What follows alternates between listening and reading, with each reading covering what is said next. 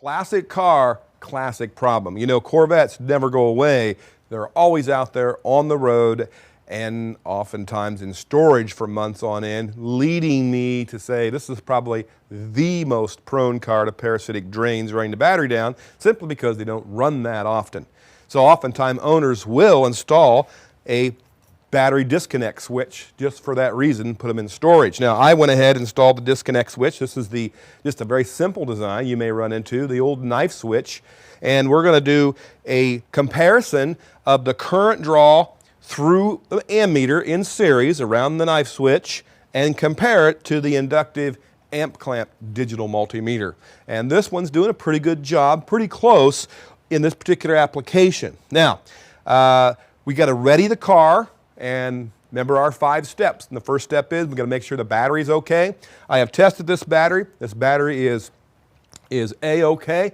The charging system's fine, and so is the starter. So we don't want to have any other major issues on top of a less major issue of let's say a slow battery rundown of a parasitic current draw. So all that's already been tested and passed. Now it's time to see what the draw is. The car has been shut off for about 15 or 20 minutes. Dome lights are off and everything like that. So let's go ahead and hook up the ammeter. This is going to be the most accurate way of determining what the total current draw is. And I will go to the most negative thing, the post of the battery, where this side of the knife switch is, and the other side of the knife switch, here we go right here. And by the way, this is a source of voltage drop itself, the knife switch.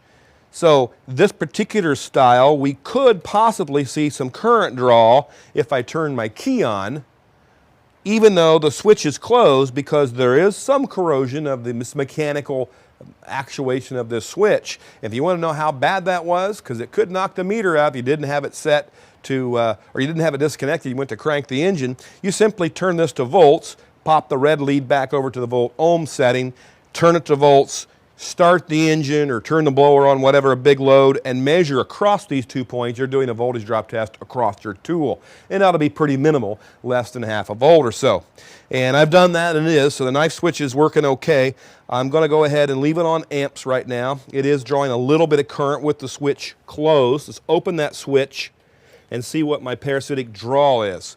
It's 0.053, that's 53 milliamps. Now, that's a little on the high side, but I'm not that surprised with a Corvette.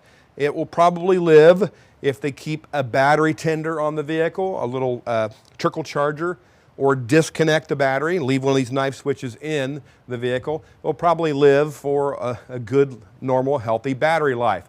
But at 50 milliamps, if you let this thing sit 3 or 4 months, it is going to be lower as any car would. So that's a little on the high end, but it's still barely acceptable.